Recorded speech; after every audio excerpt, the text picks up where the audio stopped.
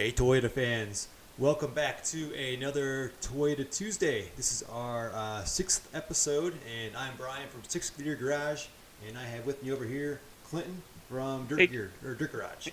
Dirt Gear. Yeah, Dirt Garage. Hey guys, how's it going? So, if you're new to the show, this is just about an hour-long session here where we talk with all of our fans, everything Toyota, and shoot us your questions. Also, if we have time at the end of the show, we'd like to take a look at some of your rides. So I'm going to post an email here that you can send some photos to, and we'll take a look at those later if we have time. So, first, Clinton, what's new with you up your way? What's new with me? Well, the progress I've made on my restoration or my fire restoration is I got a parts truck on Sunday. Another, I made a post on Instagram looking for a couple of red interior panels, and somebody messaged me saying, "Hey, I've got a complete truck that'll drop off to your house on Sunday." And he ended up, yeah, dropping off the whole truck. And it happened to be an '89, so it happened to have the body harness I needed as well. So, Nice. yeah, yesterday I swapped over the body harness. Today I kind of started plugging everything in and seeing if everything's working. Test the high beam, low beam, fuel pump, stereo, horn, signals, all the just random stuff. And it all seems to work with the new body harness, so that's nice because the last one was definitely fried. Yeah, and also my new eBay carpet came in today, and it looks really nice. That's cool. Now, is Yeah, that, is that the one where you have to do like a lot of trimming around the a edges? lot of Okay. trimming. They Yeah, give you a lot of extra. um, yeah, it doesn't come perfect, but I mean, for a couple of $100, it looks really Sure. good. Sure. I mean, in reality, it's probably a nice upgrade from your, what, 20 uh, something year old yeah, carpet, anyways. 30, what, 32, 89? 39? Yeah, yeah, 32. Yeah, Yeah. Man, are we it's getting that old? yeah, it's definitely an upgrade for There sure. you go. But yeah, I would Cool. turn you up a little bit. Yeah, I got into my dash restoration. Oh, I've got nice. a pile of cracked dashes, Yeah. and I got the worst one, and I got a couple photos of the progress. But the video is far from done. It's taken me a little bit longer because it's my first one, but we'll look Yeah. at those later on too. So Nice. let's see. I put a comment at the top, guys. If you guys want to send me pictures of your truck, I got my email up there. It's garage at sixthgearadvertising.com. And as always, if we have time at the end of the show, we'll take a look at some of the viewers' rides and a couple other photos that I found as well. But first, let's get into any questions that we have. We got one right off the bat, and I'm going to direct this to you, Clinton. It's Uh-oh. how is the Uh-oh. safety in a '93 pickup? Um, I will say it's safer what, than a second gen pickup. okay, it totally is. Like the doors themselves are significantly thicker, just based off of wheeling experience, where third gens drag doors on rocks and second gens raise in a lot easier. I don't know. I don't know if it's much safer overall. I mean, either way, you're dealing with zero airbags, not much for crumple zones whatsoever. They're essentially little tin cans. Like, I mean, you can put your fist or your hand around either side of the door, no problem. There's, like, I don't know, it's just all sheet metal. You Yeah. don't buy them because they're safe family vehicles, unfortunately. Um, so I don't know. And I don't know if you're talking about a standard cab or the extra cab. I know the extra cab has those little tiny seats in the back, and I've read Yeah. that those are very unsafe for actually putting your children into. Yeah, I wouldn't want to ride in the back seat of my truck. I almost never ever have passengers back there anyways. It's practically a two-seater. I wouldn't consider the rear actually seats. It's more or less storage. Yeah.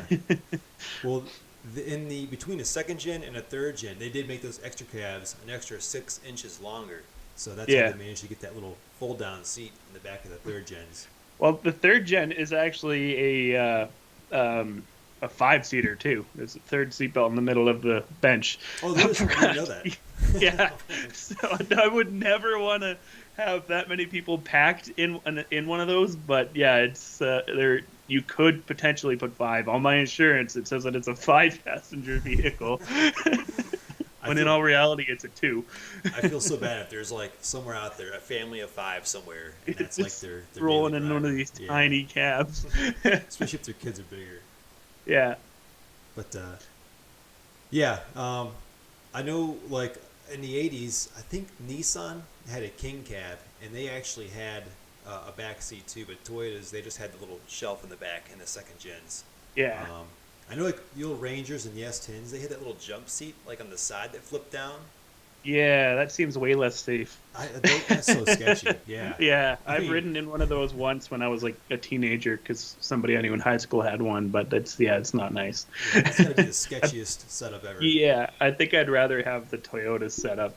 Agreed. I also really like how Toyota does it with the storage cubbies underneath the back seat. So you do have a back seat in case you actually need it, but you also have so much storage, like pretty much all along the back too. So Yeah. yeah, Although, at a point here, at least here in Ohio, at a point those rust out and there's just a hole there. yeah, I've seen that before too. Okay. My truck is still perfectly fine, but I've seen other trucks, like the parts truck I got for my interior. Those are rotten through into the rockers, and yeah. Also, another parts truck we got, somebody did a spray foam rocker repair, which you couldn't tell from the outside because they did actually do a really good job. Spray foam and then Bondo and then paint it, so you'd never know except for when you open up the cubbies and everything is just packed full of spray foam. And then we took a screwdriver and just picked the spray foam out of the rockers, but it was a parts truck, it didn't even matter. Yeah. Yeah. If you guys aren't familiar, that is the worst possible way to repair any kind of rust because that just holds in more moisture. So never Spray foam? use spray Yeah. foam on a car anywhere really. On Corey's truck, the blue pickup, when we first got it, it was insanely rotten, and the rockers were repaired in the past. But they actually packed garbage bags into the rocker and then bondoed over top of the garbage bags. But they legit used garbage bags to fill the space. It was just so sketchy. That's not even like a Yeah, firm we pulled- surface. No, it's not. So we ended up ripping all of that out and cutting probably 8 inches up from the bottom of the cab, and it's replacing all that sheet metal with actual metal. That was a lot of work when we got it, but Wow. yeah, don't use spray foam. It makes it really difficult for the next guy who actually wants to repair it legitimately. You can still buy rocker panels for third gens. I don't know about second gens, but you can go to an auto parts store and buy a whole rocker panel with cutout welded in the new. Actually, I was shaking my head no, but I did just see there's a place. It's in Canada. I think it's on Ontario, maybe. It's called, I think, Wolf Steel, and they're Okay. making reproduction rockers and cab corners and stuff like that for the Yeah. second gens. Perfect. So that's pretty cool. I'm excited about that. Hmm. Let's see. We've got the fast lane. How do you W56 swap from an auto in a 1986 4Runner? I think it's just going to be, well, you're going to need, obviously, do a rundown here. You need the pedal set. You're going to need your clutch, your flywheel, your bolts. Hard line, Yeah, the hard line. cross member, drive shafts. Yeah. If you have a complete parts truck, it's super easy. It's unbolt one, bolted into the other, but you need to take everything associated with it. Yeah, there's going to be a little miscellaneous things like the wiring for the reverse lights, the clutch, Neutral. pedal switch. Yeah, neutral safety switch. But I feel like I'm missing. Oh, what about the ECU? I don't know if it'll run with the auto ECU. Or it'll run great with the auto ECU. Okay. Yeah, every engine swap we've ever done is we use the auto ECU, even though none of us have auto trannies. It's just they're just way easier to find. Most of like 3.4s, 3RZs and stuff were auto, and same with my 2UZ. When I first started it up, they never even came with a manual option, so finding a manual ECM port isn't even possible. But yeah, no, it's the auto ECMs don't care Good. as long as you trick the neutral safety switch. Good deal. But yeah, that should be about it. Anybody, if we're missing something, let us know in the comments. But that'd be a cool video to do, a full swap. Yeah. Unfortunately, I won't get around to that because all the ones I have are already manual. But I've got, I think I got a couple videos, but none of them are like showing step by step how to do it. We just do it inside of a video. yeah, quick rundown. Yeah, quick rundown. Let's see, Mason Riley. He's got the one Jay-Z swapped 91 pickup, and he Hey, swapped get it out here. from Kitty a cat. 22R. Let's see. It's wow. It's wearing the clutch and pressure plate Oh, this guy every again. 3 months. Any advice on what to check? I think, did we brush on this? We did, yeah. I said to check your push rod Yes, on your slave cylinder. because it's probably never Might have to fully modify it because disengaging. it's not fully disengaging and you're slipping a lot probably. Yeah, Yeah, I'm pretty sure. I'm curious when you change those clutches and flywheels, what do they look like? Do they have some? Can you see that they've had some heat on them? Are they kind of discolored or damaged or whatever? Let us know in the comments. Let's see, Clint. This is all yours here, buddy. Have you wheeled see much that. on Vancouver Island? What's your favorite trail? No, I've never wheeled on Vancouver Island. I know the Toyota scene and Toyota wheeling scene is pretty big there. Maybe one day. And as far as favorite trail, are you talking on Vancouver Island specifically, or just in general? um, yeah, I don't know. I also wouldn't be able to have an answer for that either. Yeah. So I mean, back to your rebuild here. You think you're going to make it out before the snow goes away? How's that looking? I know you've been super busy. And we talked earlier today, and you're kind of almost to the point of being burnt out on it. Yeah, no, my goal is May or April long. April. And no, Okay. when I was talking burnt out, I mean like from YouTube. Oh, from YouTube. Okay. Yeah. Do you ever get tired of Like, working on your truck? I don't really know. No. Like this morning, I had to edit a video. I don't want to edit the video. I really want to work on my truck, but I don't want to film working on my truck because it makes it take so much longer. Like Yeah. it's so inconvenient filming working on your truck, especially when you're doing it every single day with such a big project like I'm doing. It's not very convenient, but we'll get through it. I will say the best feeling is when you're doing something that requires like two sides, like axle Yeah. bearing or something like that. Oh, and you only need to film one yeah, side. you're filming one side, and you're like, okay, that took hours, and the other side Yeah. just goes like that, and you're just like Yeah. done it in less than half the time. Yeah, exactly. Let's see here. What do we think about the 80s and 90s Toyota Hilux turbo diesel? I can't really speak because I've never even seen one in person, but I I've think talked they're pretty about these awesome. previously. Are you in? The two LTs. Yeah, I mean, they were never available here in North America, so I don't know if you're overseas or if you're going to import one. But as a daily, I don't think I would because the parts are going to be harder to get. But for a weekend slash off-road toy, it'd be pretty sweet. Let's see. Favorite. More about the diesel Toyotas. Any experience with diesel Toyotas? And I can't say I have any experience at all. Me neither. I've had buddies with them, but that's about it. Yeah. Let's see. Back to the Mason Riley with the clutch and pressure plate issue. Should I be using the 1JZ clutch and pressure plate or the clutch and pressure plate that goes with the 22R because the splines are the same? No. that clutch is way too small. What is that engine? A 3MS GT or something? I don't remember. There's some Toyota engine that even like my 1UZ swap that a lot of guys use because it has the same splines. Actually, I guess that would be even more different though on a 22RE using a W56 because that would be 27 spline on the input, isn't it? Is it the same as the output? I actually don't know. I can't tell you either. That's a good question. Okay.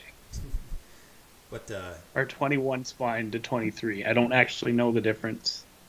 Because I know on a force hill, the output, like in your transfer case, is a 21 spine, which is why I need to upgrade the input on the transfer case to 23 when I did my duels. So now I'm curious. Yeah, I don't know which clutch would be best, but I wouldn't use the 22 RU one. let's see. Oh yeah, Building Adventure just had a good point. I forgot they did have they offered the 2-liter diesel here in the U.S. And I wish I had the guy's video saved. There's a guy out in Arizona that has a YouTube channel, and he has a pristine white pickup with a 2-liter diesel in it. If I find it, I'll post it down there later. If I get in the middle of a long story by Clinton, I'll look for it. But yeah, they are out there. They're just very rare to find. What is your next Yoda video, Brian? I'm not going to have any pickup videos for a while. Mine's tucked away for the Ohio winter.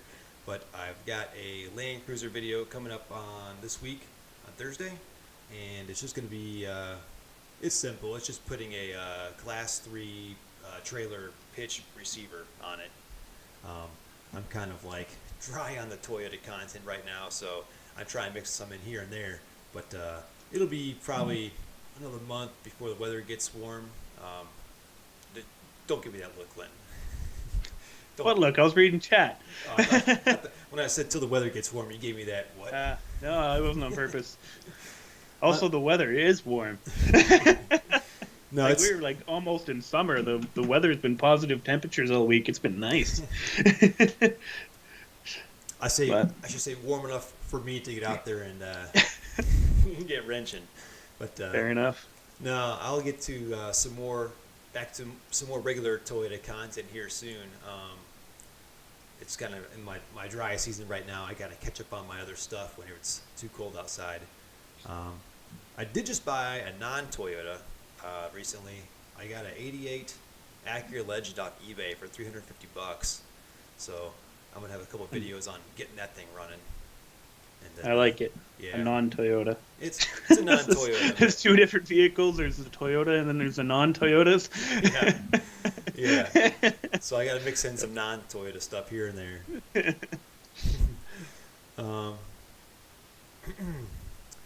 I want to show you guys. Let's see here. Uh-oh. Clinton, where'd you go? I don't know. Did I do that? You must have. You're wanting to share a screen with me in Skype? Oh, no. There we go. Yeah, it's my first day, so sorry about that, guys. First day. This isn't episode 6. Yeah. Where was I? Oh, I was going to ask you guys, do any of you subscribe to Snail Trail? Let me know in the comments if you guys watch Jimmy from Snail Trail at all. He's got a small collection of Toyotas. He's into off-roading, and I think he's going to be our first guest on the show. I've been talking to him a little bit, and if you get a chance, check out Snail Trail 4x4. It's a good channel. Okay, I've got some emails coming in with some trucks here. First, I want to show you guys this truck I looked at this past week. It is a 1988, and it was about an hour away from me. Is it a Toyota or a non-Toyota? No, it's definitely Toyota. I try not to buy too many non-Toyotas. They just take up space, you know? Yeah. Yeah, check this thing out. I found it on Facebook. The guy wanted $1,500 for it, and the ad said, like, clean frame and fiberglass bed. So I was like, sweet, that's what I need for my 87, which only has a good cab and drivetrain, but a bad frame and a bad bed. So I go out there and doesn't have this frame. Yeah, I look at it, and you can see by the first picture, these first few I took when I was there. It's been rolled over apparently. The front's all crunched up, no fenders, no hood, nothing up front. Windshield's busted, doors busted. It's pretty rough around the edges. Yeah, the roll bar is like booger welded together. So this thing was pretty much a total turd.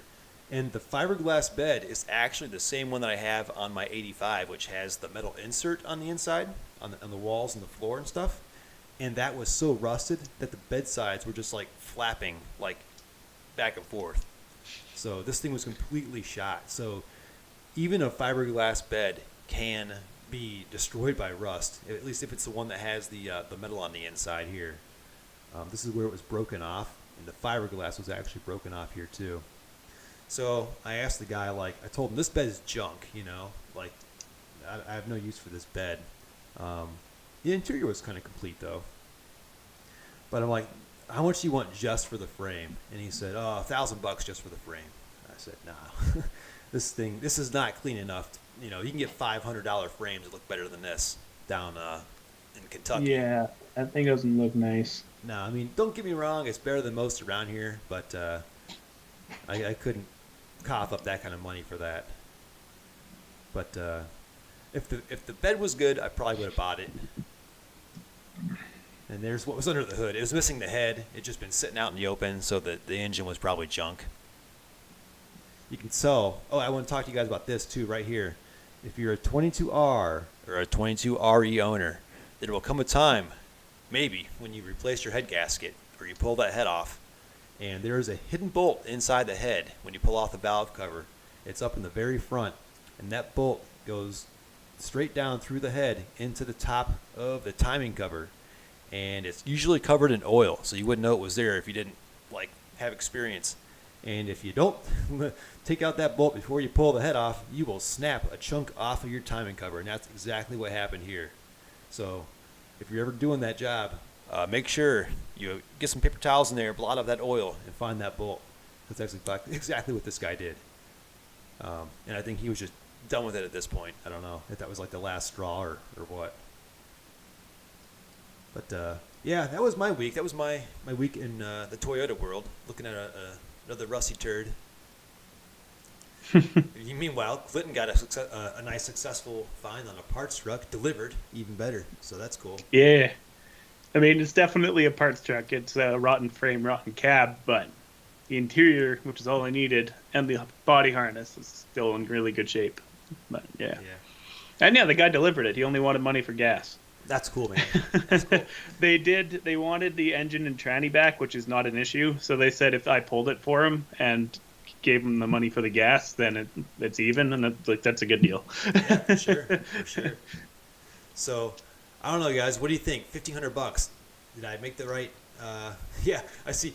Fastlane's like, get the thing, and then after I saw some pictures, he's like, wait, never mind. Never mind. Yeah. Yeah, I think I would have paid $1,000 for it, but not $1,500. Even though there was some good parts on the inside, no.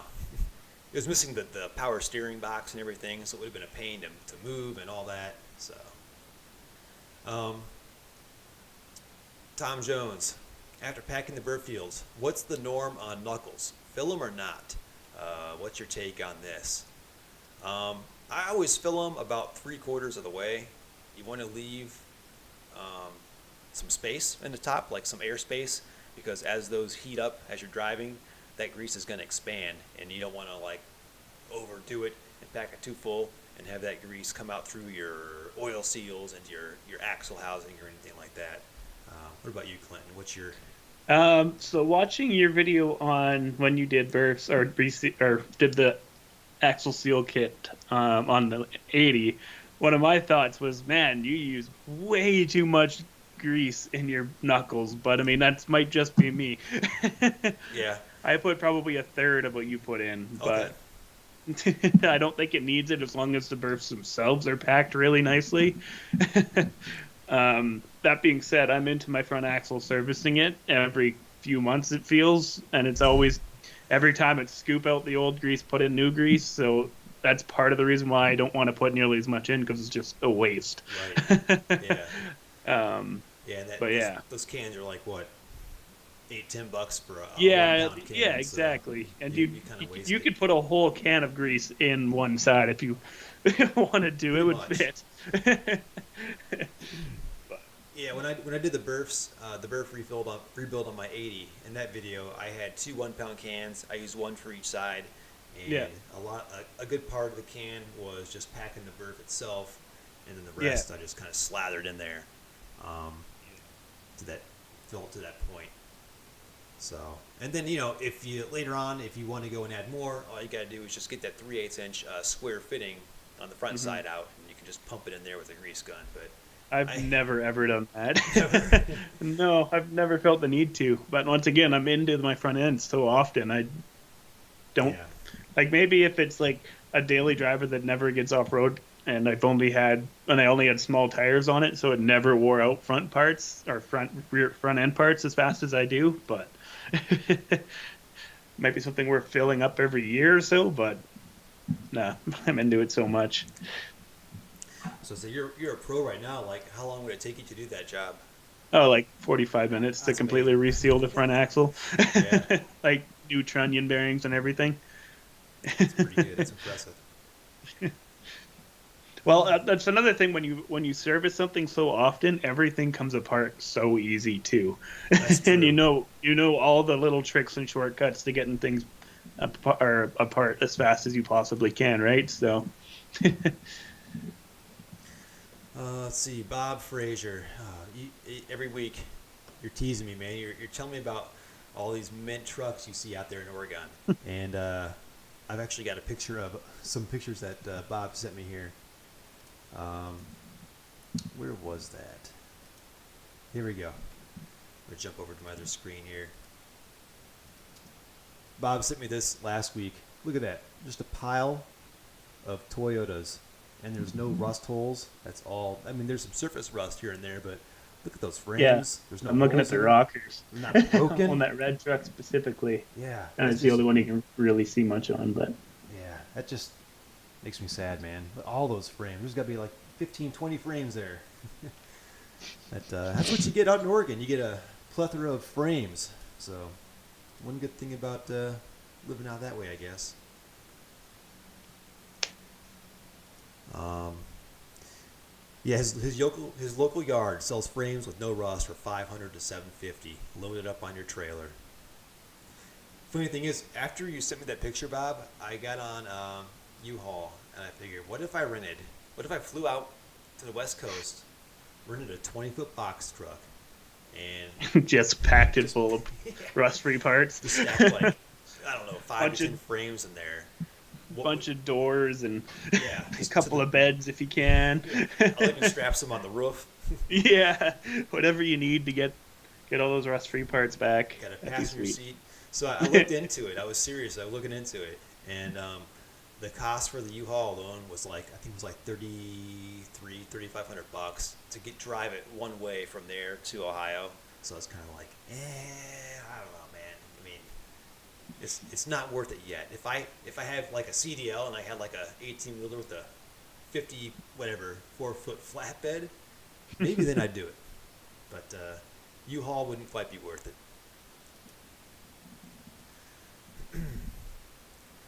Let's see. Where was I? All right, here we go. 86 4Runner. What's the factory length of the rear leaf springs? Okay. I 48? think that's it because I know they're 2 inches longer on the third gens, right? Yeah, they are. Okay. Then I yeah, think they're 48. 48 sounds right. Um, you could, if not, Google it and let us know if we're wrong there.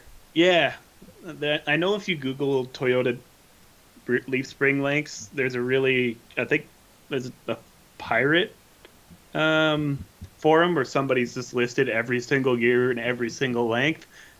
I've definitely referenced it before, but it shouldn't be hard to find if you just Google Toyota, uh, yeah, leaf spring lengths. Let's see. Joel is going to be installing fiberglass bedsides on his 85. Any tips? I I've have never done it. I've never done it. What about you, Clint? You ever done some No, never. fiberglass? No. No, I got fiberglass front fenders, but those are as simple as holding them up there, trimming them, drilling all the holes, and bolting it in. Yeah, Um, I'd imagine bedsides would be a pain. I think so. Because yeah, you're connecting metal to Fiber. fiberglass, and That was never meant to have. yeah. Well, here, you know what? Fiberglass. Let me get. I'm gonna dig for a picture of mine here. Um, mine, mine is like the one I showed earlier that was all rusted out, but mine's actually solid. And what they used to connect the fiberglass exterior to the metal interior, um, if I have any pictures of that, you know what? I might not. um, if you go to my channel, I've got a video of, it's called, I think, fiberglass bed comparison, where I compared two different fiberglass beds, the metal and fiberglass one versus all fiberglass. And there's some good detail photos on there of how they attach it. It's just like these giant rivets across the top. Doesn't look that great, kind of looks unsightly. And then on the edge, on the inside seam, where the fiberglass edge and the metal edge meet, it looks like they just put like Bondo in there, and some of that has cracked out over time, as the bed flexes from carrying stuff in it. So there's not really any foolproof way to do it, but that's how they made mine. And then how you connect the rest of it, I don't know. That's tough to say. I've never actually cut into a stock bed to see what structure is like behind the sheet metal. Me neither. I'm not sure if there's going to be a whole lot back there. But yeah, check out that video. That might give you some ideas at least. Let's see. What would be the game changer of how often you're servicing the knuckles? Well, Clinton, he does a lot of hard off-roading, so that's Yeah. the main reason. So the main reason I need to dive into mine is because I can't keep axle seals healthy very long with lockers and big tires. Like the little tiny axle seals that Toyota uses in there to seal, the burr from the rest of the axle will stop your gear oil from bleeding out. It's just so tiny. They don't last very long. Even if you try like the Trail Gear Trail Safe or the Marlin Eco Seals, those get you a few months, which is nice. But the OEM ones or just the cheap ones that you buy from an auto parts store last like a trip out, at least for me. So that's If you don't have big tires or a front locker, chances are you can make them go a lot longer.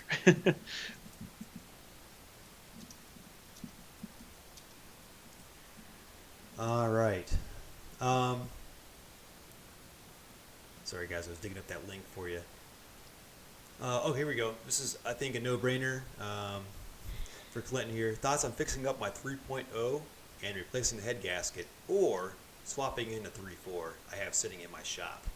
I think you know the answer if to it's that. sitting there, 100%, just throw the 3.4 in. Yeah. Take your engine mounts off of the 3-liter, bolt them to the 3.4, and then bolt it to your R150, and then it's like done. You need to make a crossover pipe and do a little bit of wiring, but it's nothing to be scared of. But it's a no-brainer. Yeah, I would do the exact same thing. I wouldn't waste time on a 3.0 with a blown head gasket. Let's see, the guys down in Southern California are stacking their rust-free frames. I know, I'm jealous. They can't even give them away for free. Somebody find a way to get them out here. That's all. I'll trade you guys whatever you need, whatever we have in Ohio that's still good. Crickets. What's still good on our trucks? Taillights? Plastic trim, maybe? Yeah, that's about it. Interior is generally pretty good. Yeah, that's true. The interiors are pretty nice on our trucks. That's about all we have going here in Ohio. They don't have a cracked dash in every second gen, but... Yeah. Speaking of cracked dash, we'll take a quick break here. I'll dig up those pictures here. Where are they? Got all the photos. I do. I kind of went throughout the week, and if I saw a good picture, I set it aside here, figuring maybe we'll have some downtime here. So this is the dash I'm working on. This is one of my worst ones from my stack of dashes. You can see it's got a few big cracks in it, but the one is tricky because it goes right through that curved part. And this is not second generation, but the revised dash that came in the 87 and 88 trucks. It's got the smaller square pocket on top. So that's what I'm working with. And so far, let's see, there's where I am when I started. I picked up this vinyl here from Joanne Fabrics for like $10. It's a huge piece. It's more than enough. And got some Duraglass. This is the Bondo that has the fiberglass strands in it. And a Fast Tack 92. I forget the name, but one of my viewers recommended that to me. If your name comes back to me, I'll be sure to give you a shout out there. And the heat gun and a Dremel and some sandpaper. And what I'm doing is I'm just sanding it down and filling it in. And I've done about 3 passes so far with the Bondo. I used the real long strand stuff first, and then I'm on to the finer stuff now. And that's about where I left off. Looks like a fun task. It's. I thought it'd go a little bit faster, but it's messy. So how are you gonna like match the texture? That's the cool thing is you don't have to, because I'm gonna be recovering the whole thing with the new sheet. Oh, okay. And this is like it's like that marine sort of vinyl where it has like the cloth infused in the back. Yeah, the vinyl. The top already has a texture, so that was kind of like my thing. Is like I don't know if I want to try and like just seeing it smooth and match it, or just recover it. So I picked the recover route just because that sounds easier overall, anyways. Yeah, we'll see how that that vinyl kind of bends and conforms to the dash. That might be the challenging part. You should have an email from me now too. Oh, nice. Showing what I had going on. All right. Well, here, while we're here, let's check it out. So we're looking at Clinton's interior here. Loading. There we go. Oh, wow. Yeah, that was really good. Nice. Oh, there we go. Yeah, that's the brand new carpet that I put in today. It looks really good. Yeah, and it's like form fit. I still got a bit of work to do, but you could see on the back panel where I added more of the sound deadening just because there is never any sound deadening there factory. Same with behind the panel with the rear passenger glass. That's all covered in sound deadening behind that red panel too, which never had it factory. Nice. Just to keep the cab quiet. But yeah. Is this your original steering wheel? No, that's an SR5 steering wheel. Oh, that's from the that parts I truck. took from a different parts truck. Okay. So that isn't the one that was in the fire. That is the one that was in the Oh, it fire. is. That actually survived. Yeah. That cleaned up nice. The clamshell too. Yeah. The clamshell. No, that clamshell's not. That one didn't survive. That one got a little melted. I changed that over.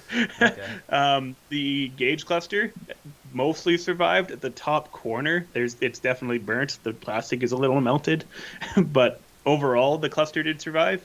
And when I was testing the body harness earlier, it seems like everything in the gauge cluster works, but they don't have an running engine in it yet, so I can't confirm whether I'll actually see oil pressure or water temp or tack or whatever. But yeah, that's the process of moving over the body harness.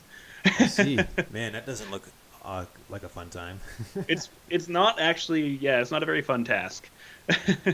That's one of those things about this repair that I wasn't looking forward to, was moving over the body harness, just because there's so many different connectors and figuring out exactly how to route it.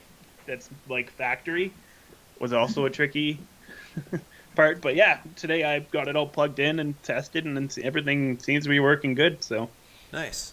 Yeah, I also primered the dash bar. That's on Toyota. Doesn't actually finish that from the factory. So I cleaned up the burn on it and just primered it so that it seals it.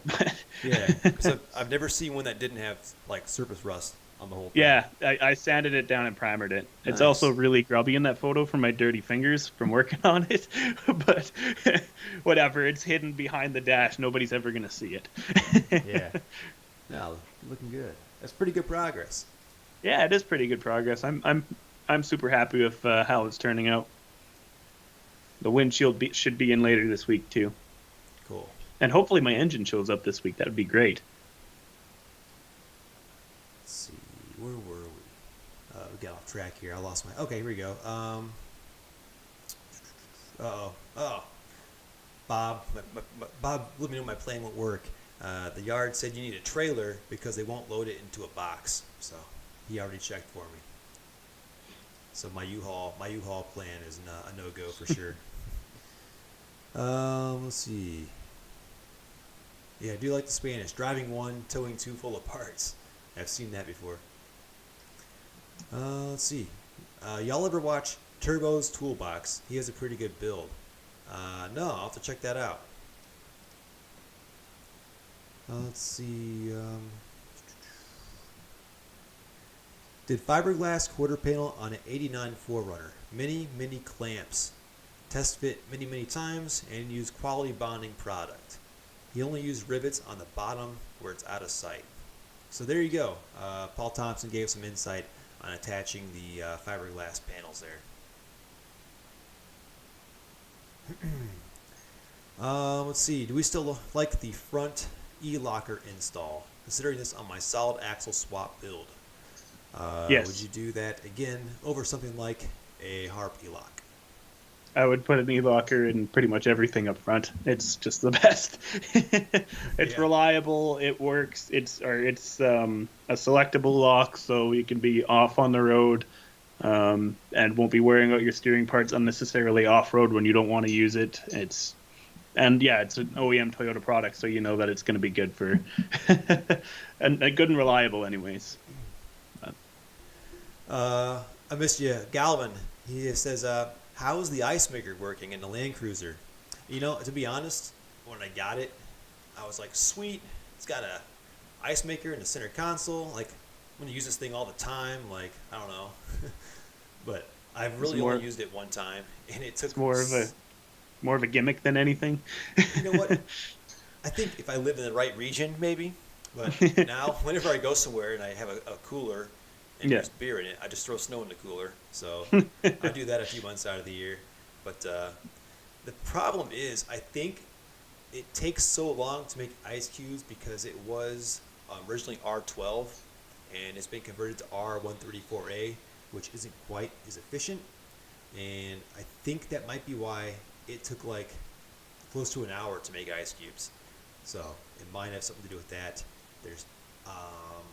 There's a part you can get to remedy that. I want to say it's some orifice or something like that. I don't know exactly what it is offhand, but I looked it up one day, and I'm thinking probably not going to get around to that because, like I said, I don't use it much. But I do use it for the cooling aspect. It's good to keep beers cold or, get ice cream home from the grocery store. I've used it for that a few times. So, yeah, it's still kicking.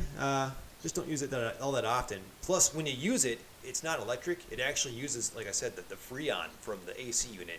So you're running that AC compressor, and you're going under 12 miles per gallon on a good day. Then when that thing kicks on, that thing is gigantic. What do we got here? Talk about the deals. What is this? Trade your 87 for a pile of frames. You know what? I would consider that because if I have a pile of frames, I'm in this Toyota game for the long run. If I have a pile of clean frames in Ohio, I'll be able to build like Toyotas for the rest of my life probably. Yeah. I think that'd be worth it. What do we got here? Funny, no one makes an aftermarket dash. I gotta agree with you, Bob. There is a company, maybe a few companies, they make a plastic cap that goes over it. It's real thin. I'm talking like maybe a 16th of an inch. And I've seen one that someone did, and they painted it to match their original dash color because they come in just a satin black, and they painted it to match their dash, and it looked mint in the pictures. You couldn't even tell. I guess the prep work to paint it is a little bit of work, because you're trying to get the paint to bond to plastic, and I don't know how it hold up to like scratches and setting stuff on the dash over time, but it looked really good. And the best part is, all you do is you get some silicone, get a caulk gun, just spray it, or put some lines over on your dash, and just put this thing down and put some weight on it, and it's done. You don't have to find all those hidden bolts to get your dash out and mess with taking out the vents and busting those. It just fits right over. So that is tempting. The only thing for me is they're like $40 shipped, something like that, for this little tiny piece of thin piece of plastic. I realize it's formed and it has the texture on it, but if it was cheaper, I'd go that route for sure. But you know what? I like trying different things, so I'm going to try the do-it-yourself route with the Joann Fabrics vinyl, and we'll see how that goes, and we'll do a check on it over time to see how it holds up. I know somebody mentioned in the comments that you can see the dash cracks through the vinyl on top, so that's why I'm going through and smoothing all that down and filling it with the fiberglass resin, or the fiberglass Bondo. Not regular Bondo, because that stuff will crack. You want to make sure you use the fiberglass with the cat hair stuff in it. Mm-hmm. Where were we here? Anyone send any photos? Yeah, I do have a lot of photos. I'm getting down here to the last comment, and we'll jump over there for a bit. Can't believe it's already 9:48 here. This hour goes by so fast, It does, yeah. Clinton, you work fast. He does. Like, how many hours a day are you out there? At least 10. Jeez. Yeah, no, I'm out there from first thing in the morning until, I was out there till minutes before the show. I was just barely set up in time for this. And then we had Skype issues, and to retry that a few times. And then your audio wasn't working, which is why we were a few minutes late here. Yeah, but it's always something. Yeah, no, I was out since this morning till, minutes before this started.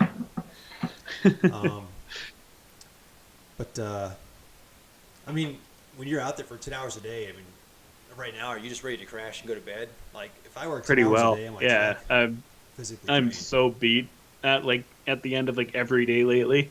Yeah, I bet. It's draining, and it's been 7 days a week almost. The Sunday I worked a bit because my parts truck showed up and I had to tinker. But I've been trying to take Sundays off. I just want to go wheeling. That's really what it comes down to. I can't go wheeling until it's done. And I'm only one guy, so there's a lot of work to do. Right. Do you ever have any help nearby in case you need it, or are you always Not really, no. I'm more or less a one-man band here. Yeah, I was thinking of the video where you use the tree stumps as your basically your lift to hold up the body. Oh yeah. If you guys haven't seen that, you gotta check out his channel. What video is that? I think that's the Forerunner build video. I don't remember which one it is. I think it's the first or second video where I'm removing the body from that frame. But yeah, that was a lot of work. Here, I'll link it. I can find it. Yeah, throw a link down here. It's definitely that was a not very OSHA sketchy approved. body removal, but I got her done. You did, man. You did. And there's not much stronger than a tree stump. So No. kudos to you, man. No. Yeah. That's where the channel name Dirt Garage. Like, you couldn't think of better content for that name. What if you ever? I don't say what if. When you or I, when we're big and we have 100,000 subs, and are you ever going to get a nice shop with a lift in it? Probably, yeah. Yeah. It would just make life so much easier. It would. Unfortunately, I'd lose that relatability aspect that everyone kind of seems to like on my channel. Yeah, I think that really does connect with a lot of people, though, because most people don't have a lift, and they're on their driveway or their garage floor. And Yeah. I don't know. When I see somebody with a lift, I don't get pissy or jealous about it. I'm like, oh, that'd be awesome. I just think I need a lift. But when I'm doing a video, especially when I'm using hand tools instead of air tools, I'm like, not everybody has a compressor. I try and kind of relate to something everyone can deal with, and they're wrenching, I recently bought a DeWalt Impact, and I feel like I'm cheating all the time just having my cordless Impact because I'm literally using it for everything. It's such a time saver. Yeah. I've always had an impact, but it was corded, and it's kind of a pain in the butt to set up just for a couple of bolts here and there. But yeah, the cordless you just keep with you. It's super easy. I have to admit, I did the same thing. I asked for a, what is it, the green ones, the Home Depot sells. I can't think of what it's called right now. Anyways, they all take the same battery, so I've got a drill. So I got the cordless, the half-inch impact as well. Yeah, Ryobi, that's it. Thank you, Kyle. The Ryobi. And I haven't actually used it yet because, I haven't been out working much. But it's going to be really nice when I'm out in the pole barn where there's no electric. So it'll come in handy here soon. All right, let's head over to check out some pictures. We got some emails over the past week, a few more today. And we'll see what some of the viewers are rocking here. All right, first, let's check out Andrew's email. I got this today. And there we go. This is his fleet. He's got a first-gen Tacoma. First-gen Taco. Yep. Yeah. And it's a 2004 3.4 with an auto. Let's see. Started life as a two-wheel drive. And he got stuck when it was two-wheel drive and decided it needed four-wheel drive. That's what I like to hear. So he did the swap himself and got the parts from a 96 4Runner. Before that, all he had done was oil changes and a brake job. So that's awesome. That's a big step up. This next one kind of got me excited. Oh, wait. Never mind. I'm thinking about a different one here. This was the 99 Tacoma. Double cab. Yep. 3.4 with 350,000 miles. Bought it for $400. Really? A day before. Man, those are worth a ton of money here. They are so rare. Double cab Tacomas. Oh, wait. That's crazy. Well, here's why. Blown transmission, blown transfer case, blown front diff from being submerged in mud. So he's going to solid axle swap it at some point. And, I've got these backwards. My bad. I'd still call that a really good deal. But yeah, no, that's awesome. So the first one was the one you got for $500. Okay, that makes way more sense. Yeah, okay. My bad. All right. Because I'm assuming the double cab is the one that wasn't 4x4 then. Yeah, that makes sense. They're a lot more commonly found in two-wheel drive. There we go. All nice. right.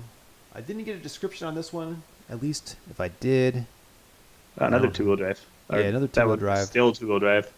I got this one at the end of last week's show, and honestly, I don't want to hold you guys up while I dig up the email. But a clean two-wheel drive, I'd say you're Southern California, somewhere down south. Arizona, maybe. But, the 3.0 liter. Bob Frazier, out in Oregon. This is his extra cab. And this thing is super clean. Check out the back. He's got that all custom built there. That's real nice. That is nice. Hey, real quick.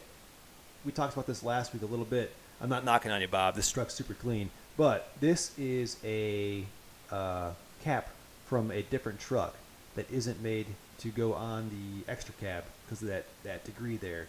Last week we looked at a truck that had it flush up against the back of the cab. And I said, if you didn't get the right cap, it'd have a little bit of a gap at the top that got narrow at the bottom. And that's exactly that gap. So, not that I'm knocking on it. It looks really good. But that's why if you ever see an extra cab cap, just buy it. It's worth its weight in gold. Same thing for the long beds. Caps are really hard to find for those too. I've given away 2 of them. Really? Yeah, I just come up trucks, and they were the right cab angle too. I don't know. I just find them so useless. I don't like canopies, so I normally just post them up, come take it away. they're useful when you need them, and then it's like they're sitting in your yard. Yeah. I got one from an S10 for my 85, and the cab angle was correct on the back. Yeah. And the length was right. But for some reason, Chevy decided the S10 bed should be tapered. So it's 3 inches wider up by the cab. And as it gets to the taillights, it comes in about 3 inches narrower. So it's like a square bed. Yeah. So So like the back of the cab was the same width as my Toyota bed, but up front it got like 1.5 inches wide on each side, so it bugged me. So I sold it. Let's see here. Back to some pictures. This is Build Adventure, and now look at that. Look at those doors. At first I saw this, and then I got a better look. And right here we have an imported pickup. A little rusty, but look at Nice. that. You don't see those ever in the U.S. I've never seen one in person. I've seen 2. Yeah. They never had that option in Canada, did they? No, Okay. they're import only. Yeah. I've seen one where somebody stretched it and put a 6-foot bed on, like the normal extended cab 6-foot bed onto one of those. It looked really good too. Oh, that's cool. Yeah. Because the way the tire is kind of like into the back of the cab and there's barely any bed on those, Yeah. it'd be super impractical and really long for like off-roading if you're building it into like a wheeler. But Yeah. as far as like having a daily driver truck, one of those with a 6-foot bed would be awesome. It would be awesome. I've seen some too where people make their own, and it's always Like- bad. Like out of a 4Runner and a pickup kind of deal. The 4Runner ones aren't that bad, but I've seen some where they get like an extra like front door, so they're like it's almost like an extra door that has like another angle here, and it just never looks right. I'll look up. I'll try and find those pictures, but or somewhere that's just like a solid like there's no window in the back. It's just like a big solid metal door. It just looks kind of funky. But this is what it should actually look like, and this is what we here in the U.S. we never get the cool stuff, you know, or North America, I should say. We never get the cool stuff. I like those wheels too. I don't know what those are, but those look good. Definitely look like something that came from Japan. Next up, coal. I got a description with this one here. Where are we? Okay, this is where is it? 85. Cole is 17, and this is his 1985 SR5 that he restored. So he's making a 4Runner. He also has a 4Runner. We'll get to that in a second. I'm assuming that's the one in the background. Yep, that's it. He's making it The look like black an one? 85 on the inside. So he's going to go with the SR5 Vertigo seats. Where are those? There we go. I had a chance to trade a transmission for a set of these, and I totally should have done it. These seats are getting so hard to find. I like that pattern a lot. There's this 4Runner. Big old lift on that guy. Oh yeah, that's tall. Yeah. Looks fun though. Mm-hmm. Looks Looks like it needs wider tires than that one. I was gonna say, yeah, a little bit. Got the stilt look though. Go with some spacers or something. Yeah, no, it looks good though. You guys know I've always wanted a first Gen 4Runner, and all these pictures they make me want to go out there and start looking again. Oh wow, nice clean interior. Got a crack-free dash. This thing is mint. Mm-hmm. And this is the truck. Yeah. Oh, that's the pickup. The Yeah, 85. that's the pickup. We're going back and forth here. Yeah. Oh yeah, I see. Yep. Nice. Okay. E. Mayers. This is one I got after last week's show. We got a before and an after. I assume that's the before and the after. Nice solid axle swap on the 3rd gen. Some big old, I don't know, what do you think those are, like 37s? Maybe bigger? Yeah, probably 37. 37s? Kind of hard to tell, but I would Yeah. assume so. And we got Jeff E. This is his 2-wheel drive. And he's restoring the whole thing. I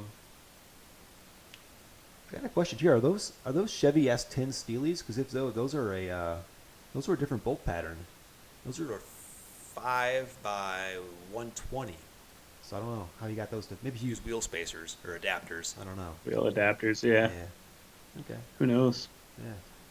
I also just wouldn't be able to pick out what kind of rims those are. I have Chevy way ones. too much of my mind, my brain, my memory allocated to wheels.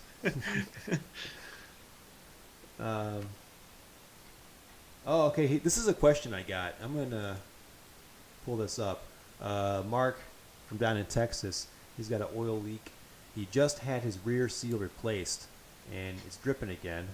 Um, he sent me these two pictures, and he asked if I thought it was the seal going bad again, like maybe it was installed the wrong way. And then when I saw all this splash going on up here on top of the floor pan, I said, yeah, it looks like whoever installed your seal didn't do something right, because that's the drive shaft flinging all that up there. So if you guys have any of that on the bottom of your floor pans, that is most likely your rear seal, and it's getting flung on there from the drive shaft. So let's see, we got one more. I just got another email too. Oh, I saw this on Radwood. I don't know if you guys are on the Radwood group or not, but I just wanted to bring this up because when was the last time you saw a mint condition mini truck? This is like current day. This isn't like taken in the 90s. So it's a Toyota mini truck. And what do you guys think about this? Like, I don't think I've ever seen one. you know, I remember Not this. like ever seen one in person. Like somebody who's taken a Toyota mini truck, lowered it, and done all these crazy mods to it. Yeah. I've never seen it. I don't think. And this thing is like a time machine. It even has like, this is like that tweed interior that they had back in the day. It was Yeah, all, it's like everything is just like carpet. yeah. So I don't know if you guys are old enough to remember this from the car show scene. I know, when I was getting into cars, I go to car shows and I see some stuff like this. But yeah, I just saw that. I thought it was pretty cool. It was worth. Even got the '90s paint job still. Not a lot of old school. Yeah, it's got that lowriders left. squiggle on it that matches the inside panel too. Yeah, yeah, it's really He's well got done. it on the door panel too. That's crazy. Yeah, it's weird that like there's been such a I resurgence in that I agree style. with Chad. It's ugly, super ugly. Not my Not my- style, but I can Yeah, respect not it. my style. I can respect But it. All right, we got one more. Just got this from Jacob, and this is a 1987. This is his IFS truck. And you live somewhere awesome. I don't know where you are. I'm guessing you're out by Colorado or something. That's a nice photo. it's a big cap. That is. Is that for? Is that for a Toyota or is that off of something else? I don't know. Reminds me of like those the contractor ones almost. Yeah. Oh, here we go. Info for the previous pick. Oops. All right, go back to my split screen here. We're going to sign off in a second. It's at Pyramid Lake, Nevada, and it's an 87 IFS. He's got an 84 for a solid axle build. And he wanted to keep this an IFS build. So it's got a Pro Comp Stage 2 lift on 33-inch tires. Okay, it's an S10 shell, and he said it kind of fit. He had to do some cutting and fabrication because the S10 also has a deeper bed. So good to know. Future plan is a long travel and a 20R/22R hybrid. So that's it. We're gonna wrap up Sweet. here. Let me go back here, make sure I didn't miss any questions while we were checking out the rust or the truck pictures here. The rust picture. I think most of them are clean. Let's see here.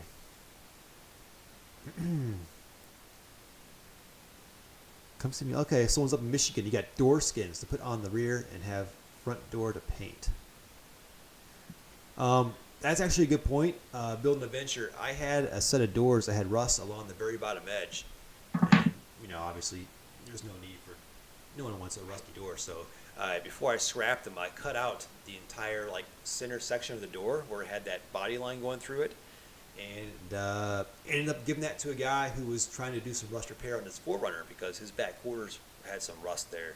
So that body line does match the bed in the back of the 4Runner. So yeah, before you scrap some doors, cut them up and save that good metal.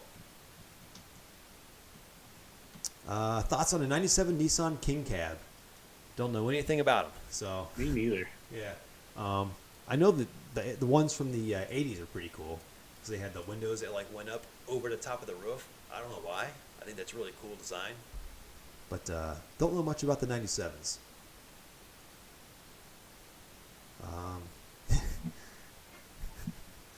Let's see. Oh, here we go. Paul Thompson with some really good advice. The seal leak could be from a groove worn in the yoke too. He's had one where it wore enough that a brand new seal still leaked. 475,000 kilometers seemed to be the limit. That's a good point. And if that is an issue, sometimes you can either you can overdrive the seal a little bit to get it to a fresh spot on the yoke. At least you can with axle seal. I don't know if you can do that with the yoke seal or not, or the pinion No seal idea. Yeah, but that's worth looking into. We're about wrapped up here. Is it true you need a 10K ohm resistor to the EGR if you delete it? I do not know about that. We've never done that on any of the EGR deletes we've ever done. Yeah. Don't know. I've never actually heard of that, but we've also never actually researched it. We've just done it. Build the block off plates and whatever else. Maybe it doesn't run the same, but it doesn't seem to make a difference every time we delete an EGR. So I honestly don't know, though. It's a 22RE, by the way. So yeah, I don't know. I've never heard of that either. I've seen some tutorials on how to do it on YouTube. I thought about doing it. I don't know if I'll do it or not. I don't know. Maybe if I the whole thing. We just do it pretty much on everything just to free up that much more room in the engine bay because there's so much vacuum clutter on the 3 liters and the 22RE. There's so much stuff you can just eliminate and the engine won't care. Yeah. I know if you go with like the aftermarket, the Weber carb, then it's kind of like a good time to do it. Let's see.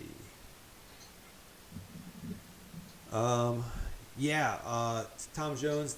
Yeah, when you put that seal in, you should get a little bit of grease and wipe around the inside of that seal where it meets the yoke. So they may have not done that either. That's also a good point. So that's about it, though. Sweet. You got anything else, Clinton? What can we expect to see from you Friday? I think that's the video where I'm cleaning up my engine bay and painting it and making it look all pretty. That'll be Friday. All right, and like I said, I've got a Land Cruiser video. Nothing too technical, just putting a Class 3 trailer hitch on it, and I'll probably have another Land Cruiser video next week showing how to run the wiring for the trailer lights and all that. So that's going to be it, guys. There's a comment up at the very top. I had a couple of questions. Who do I send my truck pictures to? Check out the pinned comment at the top. It's got my email up there. It's garage@sixthgearadvertising.com. And if we get them after the show, we'll just save them for next time I host. Maybe next week. We don't know. We're always like going to talk about doing this on Dirt Garage one week, Sixth Gear Garage the next week. And I've done them all. I don't mind, not complaining. But with as busy as you are, Clinton, I don't mind doing it until you get some downtime. So yeah, I know at some point we talked about doing it on your channel. So most likely, I mean, I was supposed to be back wheeling like a couple weeks ago. Yeah. So whatever, it is what it is. Anyways, guys, thanks for tuning in. Yeah, definitely. Thanks for stopping by. Thanks for sticking around. This is like our most viewers yet, so it's cool to see this thing growing. And you guys are the ones that make it happen. Thanks for all your questions, your comments, your pictures, and for interacting with us and hanging out for an hour. So we're gonna sign off and have a good night.